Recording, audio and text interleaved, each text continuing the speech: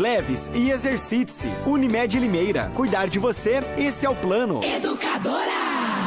Liquidação Casas Bahia. Última chance. Agora com mais preços baixos e com mais descontos. Tá muito barato a lavadora Consul. Você leva por apenas R$ 999. É isso mesmo. Aqui tem lavadora Consul novinha na caixa por apenas R$ 999. É preço que só tem na liquidação. E sabe o que mais? Você também pode parcelar no carnê e começar a pagar só daqui a 60 dias. Última chance da liquidação Casas Bahia. Não perca. Mudanças na educação para o Brasil avançar. O programa Residência Pedagógica vai apoiar a formação de professores. O novo ensino médio dá mais autonomia aos estudantes. O novo FIES tem modalidade de financiamento a juros zero. O ensino em tempo integral ganhou 500 mil novas vagas. E a Base Nacional Comum Curricular foi homologada. São muitas mudanças. Veja o que mudou para você em mec.gov.br. Ministério da Educação, Governo Federal. Ordem e progresso. Verão Educadora! Promoção Fique em Dia com a Sorte. Você que é cliente Bom Pastor concorre toda semana a R$1.000 pela Loteria Federal. Para participar, basta manter em dia as mensalidades do seu plano. Eu sou o Geraldo Luiz e este plano eu garanto. Eu assino embaixo. Promoção Fique em Dia com a Sorte. Planos de assistência funeral Bom Pastor. Sorteios vinculados a títulos de capitalização emitidos pela Mafre Capitalização. SUSEP número 15414-0017221/2012. Regulamento completo no site www.grupopastor.com.br. Café Kill é o mais gostoso, mais encorpado. Kill, o café de Limeira. Muito mais que rádio. Educadora. Educadora. A voz do povo, Ivan Schutzer. A voz do povo é a voz de Deus. Chegou a hora da verdade. Muito obrigado, amigos meus. Tudo de bom, felicidade. 11h49, agora 11h49, ponto final na Voz do Povo desta quinta-feira, para estabelecer o colóquio com Caio Bortolã, que está aqui no estúdio da Educadora, aqui nos Altos do Planalto, para Estamos o nosso colóquio evoluindo. Bom dia, Caio Bortolã. Bom dia, Ivan. Bom dia para todo mundo que nos ouve ver. Na terça-feira começamos às 11h53, ontem às 11h52, hoje às 11h59. Estamos evoluindo. Não tem problema, nós vamos diminuindo a Voz do Povo cada vez mais. Não tem problema não, eu entro, falo bom dia, meus amigos do A Voz do Povo, meus amigos, e até logo. Um bom dia demorado, hein? Convenhamos. Um bom dia de 1h30. Ô, Caio, o programa começa às 10h15. Escuta aqui. Para terminar às 11h45. Que bom dia esse, hein? O Jonas Donizete fazia programa de rádio, inclusive aqui na Educadora, ele dava bom dia! Que bom dia! Que bom dia demorado é esse, hein? Ô, Caio Bortolã. Bom dia de 1h30. Se você me permitir... Pois não. Mas só se você me permitir. Se você não me permitir, tudo bem. Mas se você me permitir, eu quero... remeter ao programa de ontem, ao colóquio de ontem, voltar ao colóquio de ontem, porque nós terminamos o colóquio de ontem, e como o tempo está mais curto para o colóquio também, eu não prolonguei a coisa. Nós terminamos o colóquio de ontem com você me chamando de velho e saudosista, porque eu fiz referência à cidade de Araraquara, que tinha uma campanha lá que era a cidade mais limpa do Brasil. Não, de velho não, de saudosista. De velho, não, de saudosista. Você busca uma referência há 60 anos. Você me chamou de algo velho. Acontecido há 60 anos. Sim, não serve mais para os dias atuais. Serviu há 60 anos, hoje não serve mais. Não, eu só queria dizer o seguinte com relação a isso. Eu ontem à tarde, eu fui a Iracemápolis. Fazia um bocado de tempo que eu não ia para lá. E ontem à tarde eu fui a Iracemápolis. Eu tive uma impressão muito boa que eu quero compartilhar aqui com os nossos amigos ouvintes e com você também. Pois claro. Não. Uma impressão muito boa da cidade de Iracemápolis. Fiquei muito contente de ver a cidade de Iracemápolis. Claro, eu não andei por toda Iracemápolis, porque Iracemápolis está crescendo. Os bairros estão surgindo lá também. Eu não sei se é por conta da ida da Mercedes para lá, o que é, mas certamente é por conta da ida da Mercedes. Iracemápolis está ganhando cada vez mais bairros, mais construções. não andei por toda ela, mas andei por um bom pedaço de Iracemápolis. Fiquei muito satisfeito de ver o cuidado que tá se tendo com a cidade de Iracemápolis. Olha, de uma prefeitura fundada em dívidas, não é? Que não pagou ainda os seus servidores, não pagou o 13º. Pois é, mas a cidade está limpa, a cidade está bem cuidada. Claro que tem a participação da população de Iracemápolis, porque você anda nos bairros onde eu andei lá, as calçadas, Caio, todas limpas, as guias, todas varridas, limpinhas. Eu não sei se é a prefeitura que faz um bom serviço lá, mas eu quero crer também que uma grande parcela da população tá contida nessa limpeza, nesse aspecto bacana que a cidade de Iracemápolis. Dificilmente você vê um papelzinho jogado Eu gosto muito de Iracemápolis. Iracemápolis sempre foi uma cidade bonita, pequena, mas bonita. Agora, Ivan, aprazível, agora, Ivan, limpinha, está bem cuidada, Iracemápolis. Não há a menor dúvida, eu concordo com você. É bonita, é agradável, nós temos uma grande audiência em Iracemápolis, mas a gente tem de ser razoável. Iracemápolis é uma cidade muito menor do que Limeira e com muito menos problemas do que Limeira. Muito menos problemas para serem resolvidos. Então, é mais fácil manter uma cidade menor, bem cuidada, que uma cidade maior, mas tudo é proporcional, com as suas complexidades. O grandão, o altão tem os seus problemas, o baixinho tem os seus, cada um tem os seus problemas. Iracemápolis é muito menor, é mais fácil cuidar, mas as limitações financeiras também são. Agora que está chegando lá a Mercedes, né? Mas deve haver uma remissão de impostos, então, né? Deve haver uma remissão de impostos, a Mercedes vai ficar sem pagar alguns impostos, suponho, durante muitos anos. É verdade, é verdade. Mas olha, fiquei impressionado, tive uma muito boa impressão dele. Eu queria cumprimentar aqui, parabenizar o povo lá de Iracemápolis pelo carinho que tem para com a sua cidade, pelo cuidado que tem para com a sua cidade, porque me causou uma impressão muito boa, muito favorável. Você vê em algumas ruas aqui uma espécie de container de pequeno tamanho, né? Deve ter um programa lá, Cidade Limpa, está escrito lá Cidade Limpa, então tá fácil para as pessoas encontrarem um lugar onde jogar o lixo.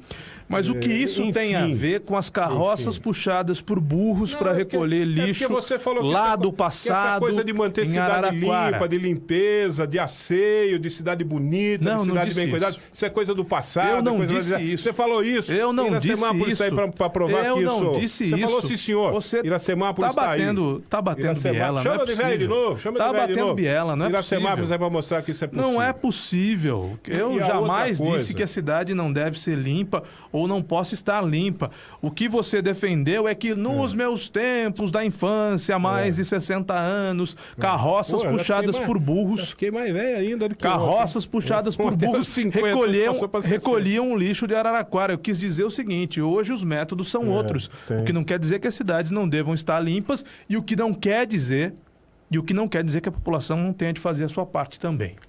Tá bom. Muito bem. Só queria dizer isso, fazer um elogio aqui à cidade e principalmente à população de Iracemápolis. Parabéns. Lábios de mel. Parabéns. Iracemápolis, a cidade de Iracema. Da usina Iracema, da Mercedes. Iracema na literatura pátria, Iracema é a virgem dos lábios de mel. Mas beijo a Iracemápolis. O Caio Bortolã. E do prefeito Fábio Zuza, que está tentando se virar, né? Sem dinheiro. O Zuim ontem, inclusive, mandava uma mensagem aqui, eu falava daquele prefeito lá atrás, em Iracemápolis, que queria impedir a instalação de novos loteamentos na cidade. Não, teve um prefeito que quis cercar a cidade. Então, quis passar uma cerca em volta da cidade. Segundo o Zuim, é o Fábio Zuza, que é o prefeito lá hoje. Não. Foi o Fábio Zuza que é o prefeito hoje lá, não é isso? Não. Eu acho que é assim. O prefeito que quis cercar a cidade não foi o Fábio Zuza, foi outro. Me falha a memória, talvez o Cláudio Cossenza. Não, o Cláudio Cossenza pai. Talvez. O Cláudio Cossenza Filho? Não foi o Cláudio Cossenza Filho. O Cláudio Cossenza Filho não foi prefeito de Iracemápolis. O Cláudio Cossenza pai foi prefeito de Iracemápolis. O Cláudio Cossenza Filho foi o quê? Presidente da Câmara? Foi vereador. Acho que é vereador ainda hoje, presidente da Câmara. Bom, estamos conversando sobre Iracemápolis. Segunda coisa que você quer falar? Outro assunto que nos remetendo ao colóquio de ontem. No final do colóquio Formação do João Vitor Fedato, quem quis cercar Iracemápolis foi exatamente o Cláudio Cossenza pai. Claudião Cossenza. Cláudio Cossenza pai. Muito bem. E depois teve o Fábio Zusa que queria impedir, e impediu, né, a criação de novos loteamentos na cidade, mas não tem como segurar isso, porque hoje você vai lá, você vai ver. Eu não cada tenho vez essa mais... informação de que o Fábio Zusa tentou impedir o lançamento. Teve um prefeito que quis fazer isso lá assim, e segundo o Zuim, mandou uma mensagem pra gente Mas ontem, o que foi Zuim ele. é xarope. Não, o Zuim é xarope. Vamos falar do xarope, ele é de Iracemápolis. Tá pô. bom, mas vamos levantar isso, vamos checar essa informação, porque eu não me lembro. mas isso- Eu me lembro do Não, Cláudio não, Cossenza querendo cercar a cidade, deu mídia nacional. Não me lembro do Cláudio Cossenza ter tido problema com um padre lá de Iracemápolis, que era um padre de posturas polêmicas, que dava opiniões políticas. Me parece que o Cláudio Cossenza deu um safanão no padre. Depois disso, quem ganhou foi o professor João Renato, do PT. Quem ganhou a eleição foi o prefeito de Iracemápolis. E depois o Fábio Zusa. O Fábio Zusa... homem da lei do abuso... Como é que é? Abuso não. Que abuso? Como é que é? Tem uma lei que ele implantou lá em Iracemápolis que depois foi o primeiro do Brasil. Como é que é? Eu esqueci. Eu não sei, Ivan, você fala coisas assim. Ele é aquele cara que fez aquela lei assim, assado. Eu esqueci. Não, porque eu também não quero falar mais sobre isso. Eu não quero mais. Pouco importa quem foi o prefeito que fez isso. Acho que pela ordem os prefeitos de Iracemápolis recentemente foram professor João Renato, Fábio Zusa, Valmir Carteiro e agora de novo o Fábio Zusa. Nos últimos anos. Antes foi o Claudião Cossenza, o Cláudio Cossenza pai, mas aí eu já me perco no tempo. A lei do professor João Renato, eu lembrei, a lei do assédio, certo? Muito bem. Mas pouco importa... Que tipo de assédio? Moral? Assédio moral. O que eu queria falar era sobre... Queria cumprimentar o povo de Iracemápolis, porque eu gostei muito de passear por lá ontem, estava muito bonita, está muito bonita a cidade, está valendo a pena. Iracemápolis é a terra do nosso colega Guto Fernandes, com quem eu tive o prazer de trabalhar por alguns anos aqui na Educadora e também na Estereosom. Em Iracemápolis tem um restaurante muito bom, que saiu daqui de Limeira e foi lá para Iracemápolis. Também tem o Portal do Sul, na Praça da Igreja Matriz, e tem também o restaurante Jardim Secreto, que eu recomendo a você. Muito obrigado. Vá ao restaurante Jardim Secreto, que é o antigo Espaço Centauro aqui de Limeira. Iracemápolis é a terra do Elano. Que estava aqui ontem Que ontem veio ao Limeirão para assistir a vitória da Inter terra do Fedato. sobre o Audax. Terra do Fedato, da Ana Paula Rosa. Da Ana Paula, isso mesmo. Mas o outro assunto que eu queria falar... Terra de gente boa. Ontem, no final do nosso colóquio, você falava do eleitor do PT. Qual foi a palavra que você usou mesmo para falar do eleitor do PT? Que ele foi enganado. Né? Foi essa expressão que você usou, que o eleitor do PT foi enganado. E eu queria me remeter a esse assunto também, porque você tem razão. Você tem razão. Realmente, o eleitor do PT foi enganado. Você mesmo admitiu publicamente que foi enganado? Sim. Votou no PT? Todos aqueles que votaram no PT, como eu, foram enganados, porque acreditaram. E eu quero dizer que eu acreditava e eu ainda acredito. Eu acreditei naquele discurso lá atrás, quando da criação do PT, quando do surgimento do PT, que nós aqui no Brasil poderíamos fazer política de uma outra maneira que não aquela que a gente sempre conheceu.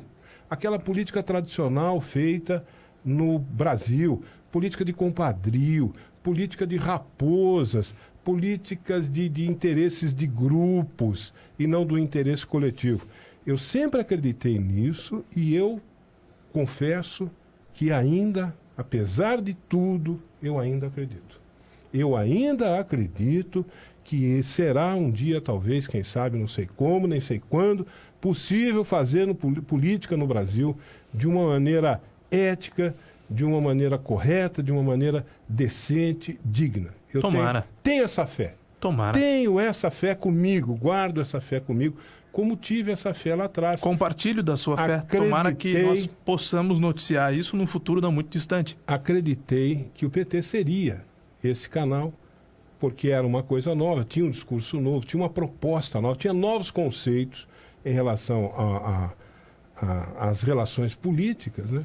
Apresentava isso, até que deu no que deu, né? Então eu acreditei, e muita gente acreditou. Muita gente acreditou nisso. Muita gente teve. Tanto é que o PT fez 4 presidentes da República, Pois né? é. Pois é. Lula 2 vezes e Dilma. Então, mas o que eu queria... Vou refazer a frase. Ou melhor, ganhou 4 vezes a presidência É. da República, 2 vezes com o Lula, 2 vezes com a Dilma. Pois é. Então, mas quando você falou essa frase Inclusive ontem, aqui em Limeira, historicamente em Limeira, o PT perde eleições e no estado de São Paulo perde eleições, mas houve um momento da popularidade do Lula tão grande que o PT ganhou eleições aqui em Limeira, o Lula, e também no estado de São Paulo. Mas quando você falou isso ontem, eu quis contextualizar, mas nós já estávamos no finalzinho, já estávamos para lá da hora, né? As coisas têm que ser mais rápidas. E eu não pude contextualizar isso, que eu queria tanto contextualizar isso, essa questão do eleitorado brasileiro que votou no PT, acreditando que o PT pudesse ser mesmo essa força de renovação política, e depois o PT acabou traindo mesmo todas essas pessoas que acreditaram nisso. Foi uma verdadeira traição política cometida pelo PT. Eu prefiro acreditar que o eleitor nunca ou quase nunca age de má fé. De jeito nenhum. Eu prefiro acreditar a não ser aquele eleitor que se vende. Nunca ou quase nunca age de má fé. A não ser aquele eleitor que se vende, que vende o seu voto. E aí isso enseja uma outra conversa dentro desse mesmo assunto. Você falou do eleitor que foi enganado, e teve esse eleitor que foi enganado porque acreditou de boa fé, acreditou que pudesse haver uma nova maneira de se fazer política no Brasil, que o PT seria o responsável por isso, e o PT traiu a essa confiança de grande parte do eleitorado. Aí tem uma outra versão, né? Aliás, só um adendo sobre a compra de votos, nós estamos cercados de políticos que compram votos. Inclusive aqui em Limeira. Sim. Nós estamos cercados de políticos que compram votos. Para as eleições minoritárias, para as eleições majoritárias, para as proporcionais, para as majoritárias, eles se candidatam e eles compram votos. Isso, não vem de hoje que políticos compram votos. Por quê? Porque tem eleitores que vendem votos. Sim. Essa prática só existe porque ela é alimentada pelos políticos que compram votos e pelos eleitores que vendem votos. Então, enquanto não houver uma consciência política de que voto não tem preço, como opinião não tem preço, por isso que eu queria... Os políticos vão continuar comprando votos e vão continuar comprando opiniões. Por isso que eu queria contextualizar isso, porque hoje, depois desses escândalos todos, depois dessa coisa toda que nós estamos vendo aí, falam dos eleitores, daqueles que votaram no PT, falam 2 coisas, basicamente. Falam mais de 2 coisas, mas basicamente 2 coisas. Que o eleitor do PT é um asno, que o eleitor do PT é um burro, que o eleitor do PT é uma anta, que o eleitor do PT é um ignorante. Essa é uma das coisas, uma das afirmações que fazem em relação aos eleitores do PT. A outra é que o eleitor do PT, ou uma parcela do eleitorado do PT, é vendida, porque se vendeu em troca do Bolsa Família, especificamente, que foi um programa do PT.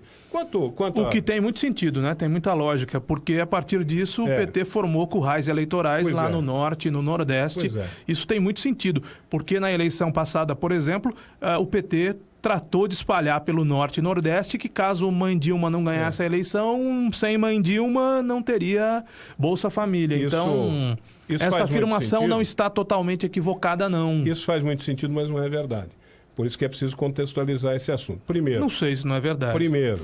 Não sei se não é verdade. Não é verdade que todo eleitor do PT seja uma anta, um burro, não, um você asno. tem razão, concordo. Grande parte do eleitorado... Estou me referindo ao Bolsa Família. Grande parte do eleitorado votou no PT porque acreditou. Acreditou em uma causa nobre. A outra coisa sobre o Bolsa Família, por que eu digo que não é verdade, Caio Bortolã? Porque... No ano de 2002... Me deixa mandar um beijo para minha namorada Adriana, que está me vendo agora, e a avó dela, a vovó dela, Dona Dúpia, está nos vendo agora. Um beijo às duas. Claro, muito obrigado. Pode continuar, Ivan. Muito obrigado, Caio Bortolã. Se diz, então, que grande parcela do eleitorado do PT foi comprada com o Bolsa Família. Em 2002, quando o Lula se elegeu pela primeira vez, é preciso lembrar, porque as pessoas têm memória curta, não existia Bolsa Família. O Bolsa Família Não existia. Tá bom, mas depois O de 2002, Bolsa depois do Família Bolsa Família, o foi PT não criado saiu mais do depois. poder. Depois do Bolsa Família, depois de 2002, o PT não saiu mais do poder, Ivan. Eu preciso contextualizar. O Bolsa Família... Tô entendendo, você estruturou, você ficou matutando de ontem para hoje, pensando em como fazer uma defesa pública nesse horário de enorme audiência do PT, é isso? Não, do PT não. É isso? Você veio aqui defender o PT às vésperas do julgamento do Lula, é isso mesmo? Você há de me deixar falar e à medida em que você vai falando, você me permita também fazendo as devidas correções. Pois não. Eu não estou aqui fazendo defesa do PT. Discurso de defesa do PT, daqui a pouco vai falar bem do Lula. Eu não estou aqui fazendo defesa do PT. Eu estou fazendo defesa de quem votou no PT. Porque ontem você falou isso aqui de passagem. Você falou, o cara foi enganado. Espera um pouquinho, foi enganado como? Eu quero esclarecer isso.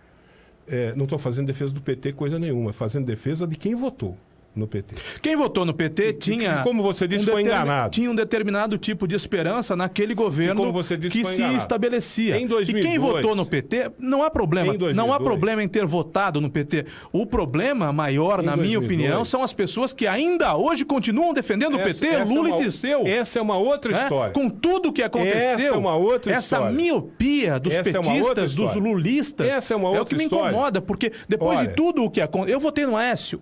E me arrependo de ter votado no Aécio. E acho que ao Aécio cabe a mesma punição severa que eu espero o Lula receba. Esse é o problema. O problema de quem votou no Aécio é que quem votou no Aécio se arrepende e não faz campanha pró-Aécio. Quem votou no Aécio está arrependido, está envergonhado, sabe que jogou o voto no lixo. Quem votou no PT... Não todos, é claro, continua fazendo uma defesa firme do PT. Como é que você está fazendo agora? Não estou fazendo. Como é que você está fazendo agora? O senhor está redondamente enganado. Eu não estou fazendo defesa do PT, eu estou fazendo defesa das pessoas que votaram no PT. Primeiro, disse que as pessoas votaram de boa fé. Sim. As pessoas votaram porque acreditaram em alguma coisa altamente positiva que não existia nesse país. Quebraram a cara. Que continua não existindo. E quebramos a cara. Quebramos a cara. E que continua não existindo nesse país. As pessoas não votaram só no PT por causa de Bolsa Família. Em 2002 não existia Bolsa Família. Você sabe? Mas em 2006 existia, em 2010 existia, em 2014 existia. 2002. Você sabe por que as pessoas votaram no PT? As pessoas votaram no PT porque acreditaram em alguma possibilidade de se fazer uma política diferente daquela que sempre foi feita no país. E também, Caio Bortolã, por isso que é preciso contextualizar, você não pode se esquecer que antes do governo do PT teve 2 governos do PSDB. Antes do governo do PT, teve 2 governos de Fernando Henrique Cardoso. E antes dos governos do PSDB, teve um governo de Fernando Collor de Mello, que foi interrompido. Quando da eleição, continuado por Itamar Franco. Quando da eleição de Fernando Henrique Cardoso, não havia reeleição no país. A reeleição foi comprada. A reeleição foi comprada, dizem. Eu preciso tudo isso é angústia. Tudo isso é decorrente da sua angústia com o julgamento do Lula. Não é. Eu via você dizendo a um ouvinte hoje no começo do programa: olha, pode ser 3-0, mas aí pode ser 2-1. Que placar que você espera, Ivan? Que placar pelo qual você torce no julgamento? Mas o seu coração vermelho, o seu coração vermelho torce para que placar no julgamento do Lula? 3-0 ou 2-1? Caio Bortolã, podemos fazer um colóquio? 3-0 ou 2-1? Ou você quer fazer o caiolóquio? A ouvinte diz que está preocupada. A ouvinte diz que está preocupada e com justa razão com as afirmações feitas pela Gleisi Hoffmann, presidente do PT, de que vai morrer gente. De que vai morrer gente. Se o Lula se a condenação for confirmada... Só você que dá valor pra isso. Só eu que dou valor? Você que dá valor. É capa da Folha de São Paulo. Ela é presidenta do PT. Você e a Folha de São Paulo, então, tá bem. que dão valor pra bobagem. Você tenta desqualificar. Você tenta desqualificar a minha opinião. Você tenta desqualificar a minha opinião. Quem é que vai lá morrer? Quem é que vai lá morrer pelo Lula? Porque você está angustiado com a proximidade do julgamento do Lula. Tudo isso é fruto da sua angústia com o julgamento do Lula. Me diga lamentavelmente. Quem é que vai lá morrer? Me diga quem é que vai lá morrer pelo Lula? Quem é que vai lá tomar tiro pelo Lula? Me diga. Isso é uma bobagem. Os japoneses morriam pela pátria. Os kamikazes morriam pela pátria. Agora viajou na maionese. Ou nós vamos fazer um colóquio aqui ou vamos fazer o caiolóquio? As mesmas pessoas que podem estar dispostas a matar ou a morrer são aquelas que já anunciaram que vão a Porto Alegre no dia 24 de janeiro. Vai ter uma caravana para Porto Alegre para acompanhar o julgamento do Lula. Fernando Henrique Cardoso foi eleito com a fama do Plano Real. Tão logo eleito, começou a tramar a reeleição, que existe hoje por causa dele. Houve um mensalão para comprar a reeleição. Quem está aí, os barbados, os de cabelo branco, os velhos como eu, lembro da história. Né? Não preciso ficar contando. Não precisa ser velho como você, eu me lembro da história também. Não preciso ficar contando houve mensalão em Minas, começou em Minas, inclusive, Marcos Valério operava para o PSDB, Cardoso além de operar para o PT, foi eleito, anos depois. Rapidinho, Caio Bortolão, rapidinho. Fernando Henrique Cardoso foi eleito na esteira do Plano Real, com todo aquele, né, com toda aquela projeção, com aquele crédito que ele teve com o Plano Real. Só que o Plano Real, além de conter a inflação, que foi importante, né, além de conter a inflação, ele tinha várias outras metas, ele tinha várias outras etapas, vários ajustes que precisavam ser feitos e que o Fernando Henrique Cardoso, quando se elegeu com toda aquela popularidade, ele falou, eu não. O Temer está falando aí, são medidas impopulares. Ele tinha que ter tomado medidas impopulares para levar o país para um outro patamar de governança. O Lula foi eleito com muito maior popularidade que o Fernando Henrique Cardoso e não tomou as mesmas medidas. Fez a mesma coisa que o Fernando Henrique. E não tomou as mesmas medidas. Fez a mesma coisa que o Fernando Henrique. Aliás, você fala em reeleição comprada pelo PSDB. O Lula queria o terceiro mandato, minha gente. Não deixa eu falar do PSDB, o Ivan quer reescrever a história. Meu amigo, o Lula saiu da presidência chorando, escorriam lágrimas, porque ele queria o terceiro mandato, tal e qual Evo Morales, tal e qual Hugo Chávez, tal e qual os seus líderes, amigos e comunistas da América Latina. O meu amigo ouvinte, a minha amiga ouvinte do colóquio já percebeu faz tempo. Ele não deixa eu falar do PSDB. Toda vez que eu começo a falar do PSDB, ele me interrompe, ele me corta, ele não deixa eu falar, rapaz. Então fale do PSDB. Ele não deixa eu falar do PSDB. A sua obsessão é falar do PSDB para tirar o foco do julgamento do Lula. A sua obsessão... Mas dia 24 está chegando. Dia 24 está chegando. Foco do julgamento do Lula. É o dia da redenção do povo brasileiro. Não se fala em outra coisa nesse país. É o dia da redenção do povo brasileiro. Não se fala em outra coisa. E se esse país for sério... Você não respondeu o placar, né? Você não respondeu o placar pelo qual você vai torcer. Se esse país for sério... Vai dar 3-0. É o placar pelo que eu estou torcendo. E pelo que a maioria dos cidadãos e das cidadãs de bem desse país estão torcendo. 3-0 contra o Lula. Essa é a minha torcida. Essa é a minha esperança. Fala o seu placar. Você está torcendo Fala o seu placar. Você está torcendo para 3-0. O placar de 3-0 e o Lula sair preso lá de imediato. Você está torcendo para isso. Não, isso não vai acontecer. Preso de imediato, infelizmente, não vai acontecer. Mas você deveria acontecer. Isso talvez não aconteça. Se tratando de quem se trata, mas não vai acontecer. Isso, eu não sei se vai acontecer, se não vai acontecer, mas que você torce para isso, torce. A sua torcida é para essa. Mas isso não vai acontecer. O 3-0 eu acho possível, a prisão imediata, acho que não.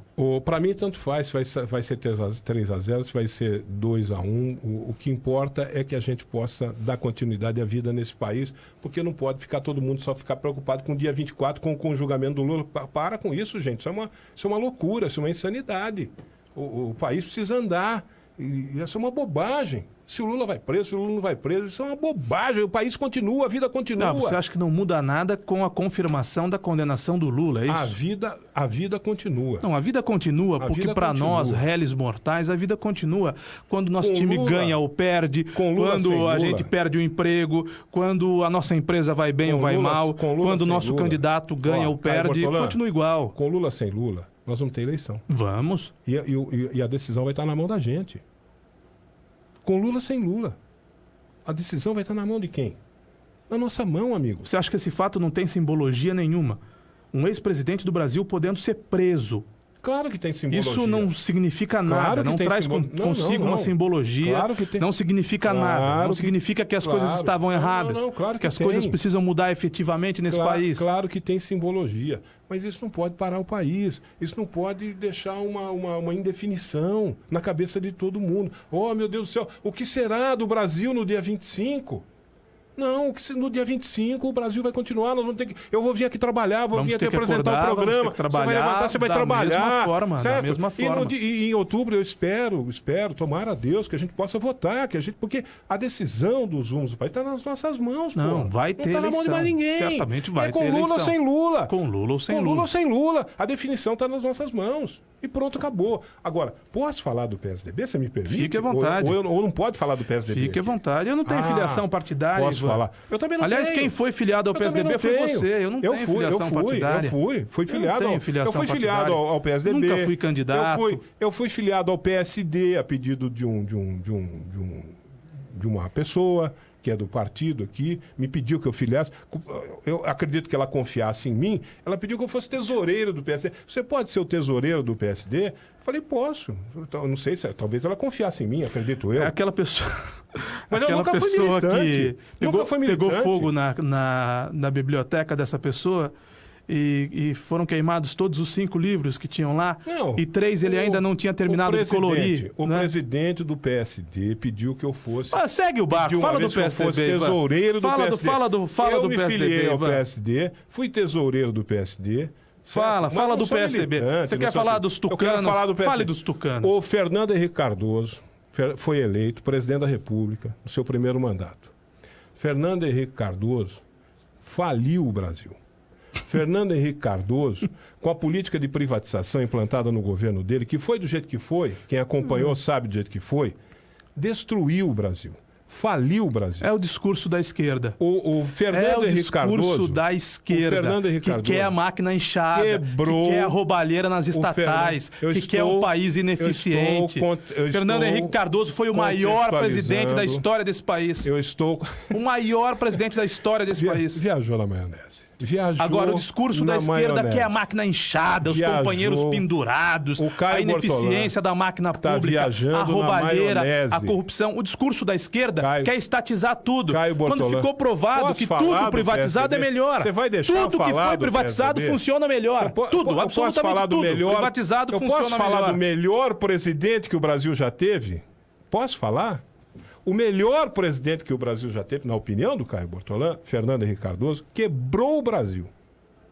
Teve que pedir, pelo amor de Deus, para o Bill Clinton arrumar para ele um financiamento no FMI, para o Brasil poder honrar os seus compromissos e tocar a sua vida. A opinião do Paulo Henrique Amorim. De bilhões. A opinião do Nassif. De bilhões e bilhões de dólares. Tem uma foto, inclusive, Caio Bortolã, você vai lembrar dessa foto, que a esquerda usou muito, a esquerda se divertiu muito com essa foto, você vai lembrar dela. Tem uma foto, teve uma reunião do G20 e o Fernando Henrique Cardoso foi lá, ele era presidente do Brasil, ele foi lá na reunião do G20. O Bill Clinton era o presidente dos Estados Unidos. Na hora de formar ali a formação dos presidentes para tirar foto, o Bill Clinton, o Fernando Henrique Cardoso ficou na frente do Bill Clinton.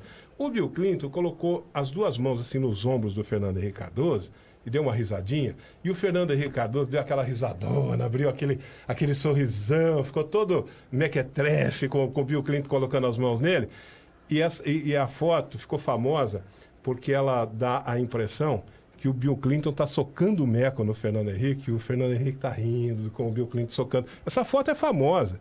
O Bill Clinton que arrumou o empréstimo no FMI para salvar o Brasil, porque o Fernando Henrique Cardoso quebrou o Brasil. Isso. Aí, e nos governos do PT, aí o seu dinheiro, o dinheiro do brasileiro, foi dado para os cubanos. O dinheiro do brasileiro, do BNDES, foi dado para os cubanos para construir o Porto de Mariel, que não tem a menor finalidade. Fora o dinheiro que o seu Lula e o PT perderam com a Petrobras lá na Bolívia. A Bolívia tomou para si uma refinaria que foi construída pelo seu dinheiro, cidadão brasileiro. Você, com o seu dinheiro, que foi usado pelo BNDES. Começa a falar do PSDB, você contribuiu para que o PT construísse um porto em Cuba, para que o PT conseguisse, por uma lambança, perder como perdeu uma refinaria para a Bolívia. Porque o que quer o petismo? O que quer o petismo? Uma grande aliança na Latinoamérica, da América Latina, para transformar os países todos em países comunistas, em ditaduras comunistas, como é a Bolívia, como é a Venezuela, não é? É isso que o PT quer. Ele fica atacado. E na Venezuela as pessoas passam fome e os opositores são mortos.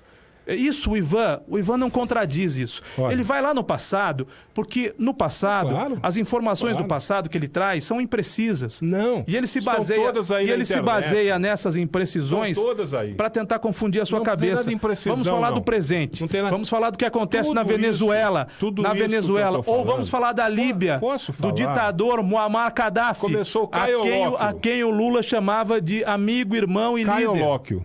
Amigo, irmão Eu e não líder. posso falar. Muammar Gaddafi. Eu falo um dos do PSDB, ditadores ele mais fica atacado. sanguinários do mundo. E vamos falar também da Petrobras, que o Brasil vai ter que pagar quase 10 bi de multa agora para os Estados Unidos por políticas Putz, equivocadas do PT na gestão Deus do da céu. Petrobras. Vamos Vai, falar da Bortolã. Petrobras Tudo e isso- dos escândalos de corrupção Tudo maior da isso- história do planeta. Caio, tudo isso só A Petrobras com o PT deixou de ser a maior empresa brasileira, uma das mais valiosas do Caio. mundo, para se tornar uma das mais endividadas Caio, do sério, mundo. Caio?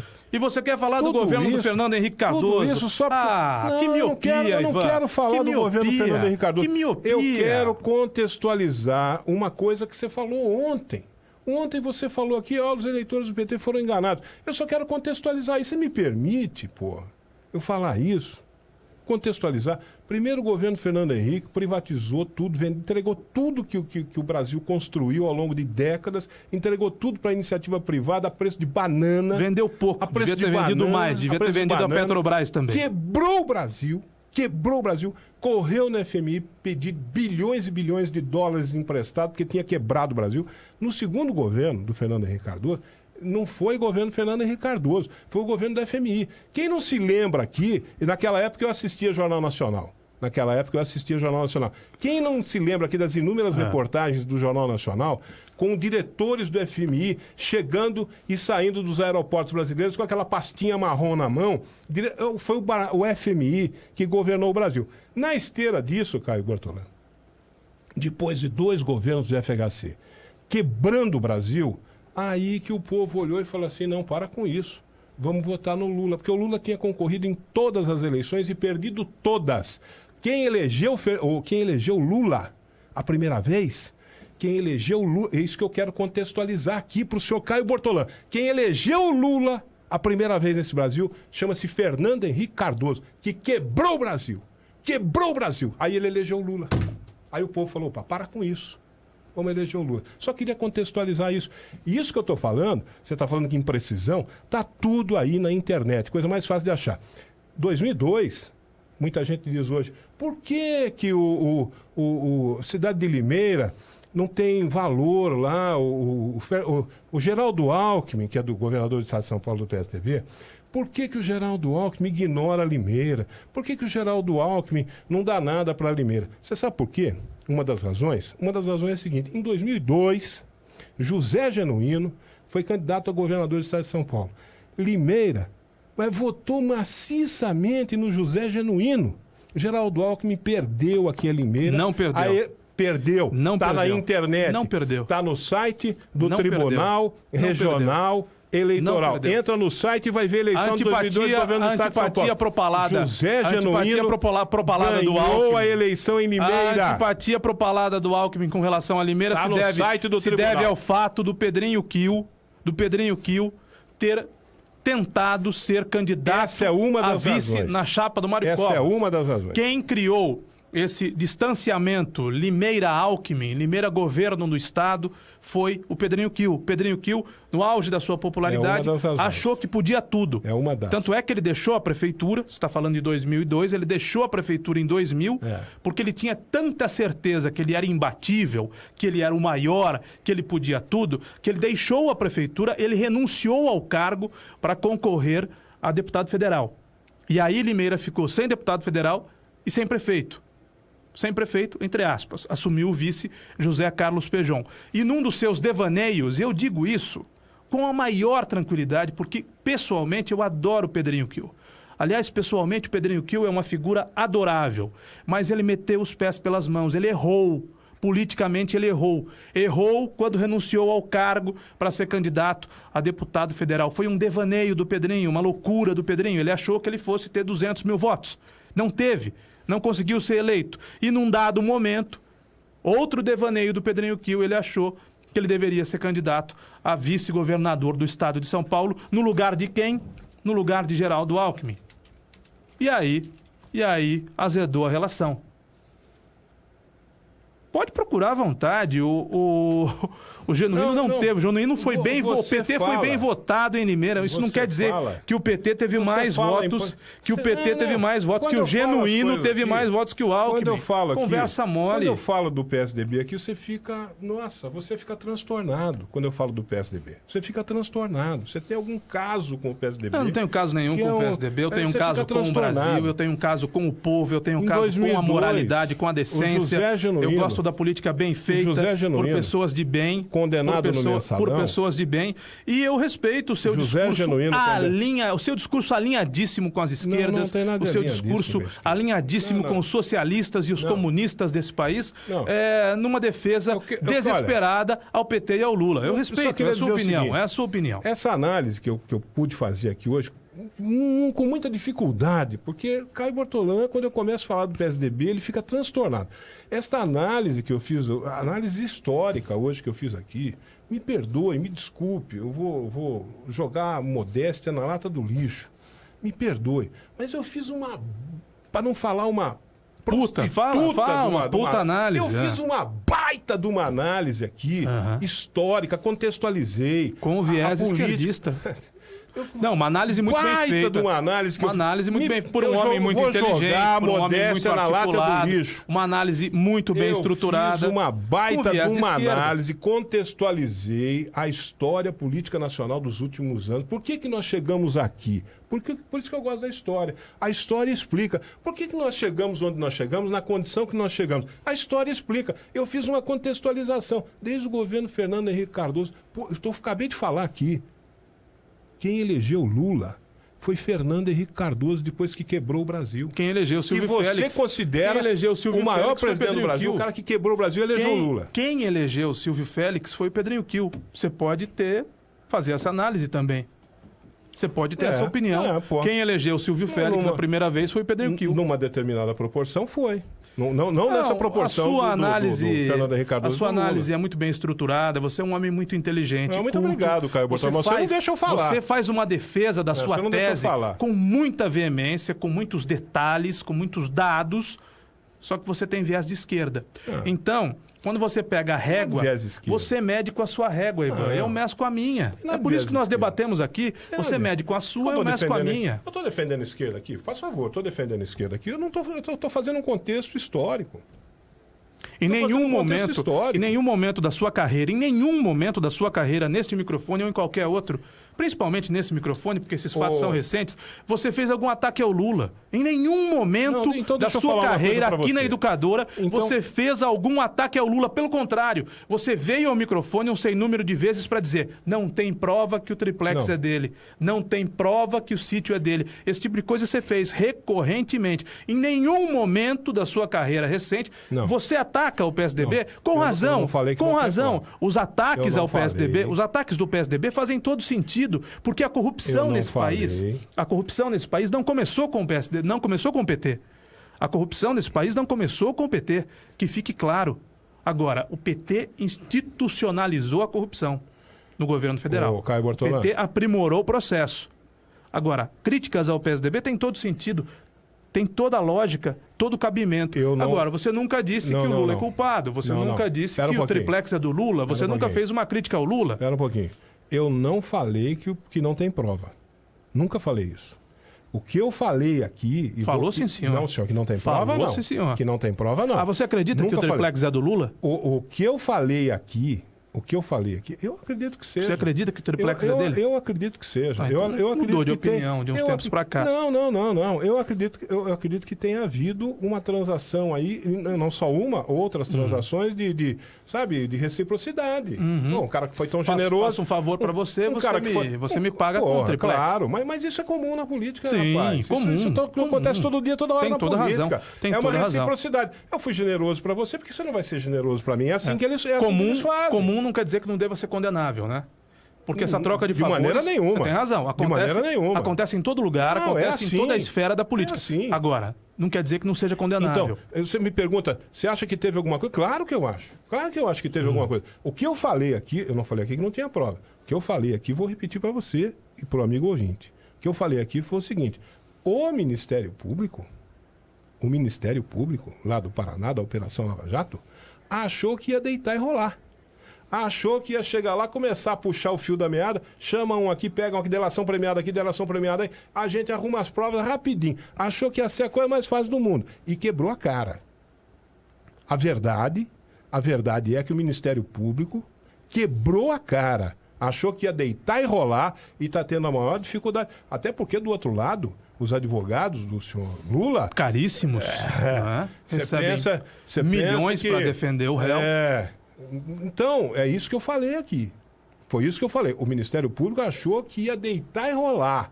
Que as provas iam brotar do chão, assim. E não foi isso que aconteceu. Né? Agora, teve relação ali de reciprocidade? Mas claro que teve. Mas não tem a menor dúvida que teve. Penso diferente de você. Eu acho que quem quebrou a cara foi o Lula e não o Ministério Público.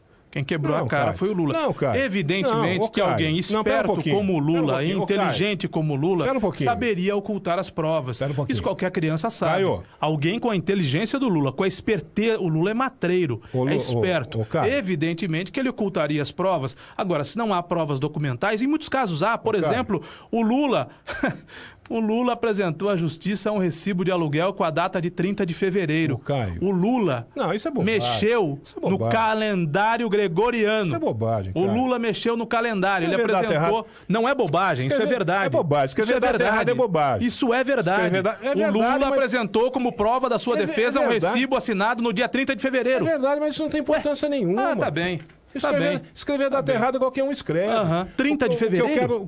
Quando eu digo para você que o Ministério Público quebrou a cara, o Ministério Público achou que ia encontrar um apartamento com 51 milhões de reais dentro de mala e de caixa de papel. O Ministério Público pensou que ia encontrar isso e não achou. Esperto como é o líder dessa facção, Luiz Inácio Lula da Silva, certamente ocultaria como ocultou as provas. Agora, me desculpe, eu acho que a gente tem que encerrar por aqui, porque para você é normal uma pessoa confundir-se com relação ao número de dias de fevereiro. Você acha que é normal? Você nunca escreveu? Eu acho que... Não, 30 de fevereiro eu nunca escrevi. No início do ano, você nunca escreveu um cheque? Mas 30 de fevereiro eu nunca escrevi. Você nunca escreveu um cheque com data errada no início do ano? Não, eu já escrevi. Não, eu posso colocar ali. Que eu tô falando. 15 de janeiro de 2017, quando nós estamos em 15 de janeiro de 2018. Agora, isso é uma bobagem. 30 de fevereiro, vamos perguntar à nossa audiência.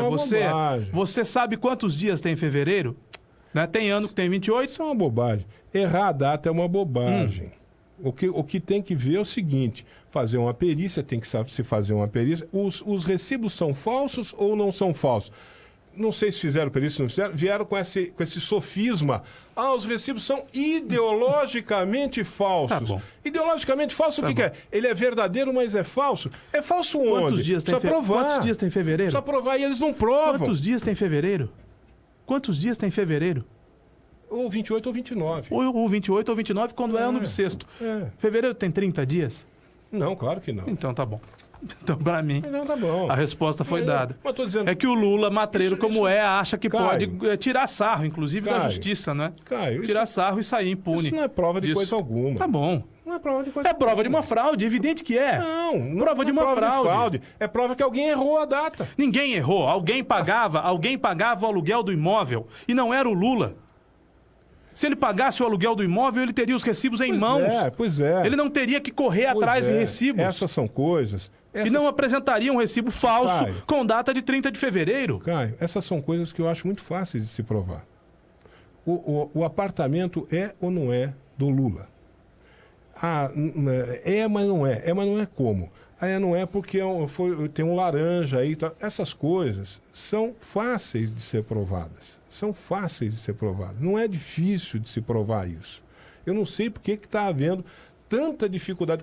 Muito embora o Sérgio Moro tenha a convicção de que realmente está tudo comprovado ali, que não há problema nenhum de prova. Concordo como não li o processo... Tenho a mesma convicção do Sérgio Moro. Eu, como não li o processo, eu não acompanho o processo, não sou advogado, não sei de nada do que está lá contido no processo. Eu não sei se o Sérgio Moro conseguiu provar, se o Sérgio Moro não conseguiu provar. Até agora eu sei que o Lula está condenado a 9 anos.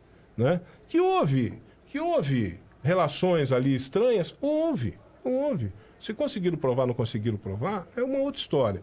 E agora vamos aguardar o próximo capítulo. Vai ser 3-0 ou 2-1? Eu sei que no dia seguinte, dia 25, a vida continua. E se tiver eleições em outubro, a decisão está nas nossas mãos. Só queria sugerir, para encerrar minha participação, dois videozinhos para você assistir na internet, recentes. Uma, Ciro Gomes foi fazer uma dessas reuniões políticas aí. Ciro Gomes quer ficar com o legado do Lula. Ciro Gomes foi ministro do Lula. Não, então. Foi ministro Fernando Henrique Cardoso também, viu, Caio Bortolão? Foi mais vezes ministro do PT. Mas foi do Fernando Henrique Cardoso também, para sua informação. O Ciro Gomes, esses dias ele esteve numa reunião aí política, alguém perguntou para ele, você vai apoiar o Lula, você vai assinar o manifesto do Lula, não sei o quê. Assista, escute o que ele falou. Ele fez um contexto histórico também, das relações dele nos governos Fernando Henrique, Lula e até chegar agora. Entendi. Assista. Na ausência do Lula, você apoia o Ciro Gomes. Apoio, opa. Assista o Ciro Gomes, vê o que ele fala dessa relação do contexto histórico. E uma outra, Gregório do Vivier, humorista que escreve na Folha. Esquerda caviar. Foi participar. Esquerda caviar. Esquerda. Esquerda caviar. Foi participar do movimento lá em prol do Lula, chegou lá e falou assim, olha, vocês podem me vaiar, vocês podem me xingar. Tá lá também, tá no vídeo aí na internet para quem quiser ver. Ele falou assim, vocês podem me vaiar, podem me xingar, mas eu não sei se eu vou votar no Lula. O do Vivier falou isso na cara de todo mundo, lá na frente, na cara do Lula ele falou isso. Vocês podem me xingar, podem me vaiar, mas eu não sei se eu vou votar no Lula. Tudo depende das alianças que ele vai fazer. Ah, tá bom. Não, essa é a retórica. Falou isso daí. Essa é a retórica do petista. Tudo depende das alianças. O passado, o que ele fez, os malfeitos, a corrupção, a sacanagem, a bandalheira, pro petista não interessa. Depende se ele fizer aliar. Ivan, meu querido amigo, companheiro, meu líder. Assista lá, meu líder. Assista, inoxidável. Estrogonoficamente falando. Eu sei que você fica atacado. Excelente tarde de quinta-feira. Você fica com o Lula, do Vivier e o PT. E eu fico com o Moro e o resto do Brasil. Assista lá e veja. Assista o cara falando isso. Ele é petista. Petista, eleitor do Lula. Falou isso na cara do Lula. Depende das alianças. Por quê? Vá acompanhando aí o noticiário e você vai ver o que vai virar daqui para frente. Depende, né? Porque faz aliança com o PMDB, aí o presidente, o vice-presidente que a gente votou vira presidente depois de um processo legítimo de impeachment e a gente chama de golpe. Por isso né? que eu tô então falando, não coloca essa gente perto. Por isso que eu tô falando. Porque é um perigo do nosso projeto de perpetuação no poder ser interrompido. Por isso que eu tô falando, para você assistir esses dois vídeos. O Gregório do Vivier falou isso. Depende das alianças que ele vai fazer. E o Ciro Gomes falou o quê? Falou, o Lula não aprendeu nada. O Lula não aprendeu nada. Depois de tudo que passou, vai lá fazer aliança com Renan Calheiros. Por isso que eu estou falando. Vamos esperar para ver o que vem pela frente aí. Bom almoço, Talvez venha uma coisa muito boa. Tomara para todos nós. Um bom almoço, um bom descanso.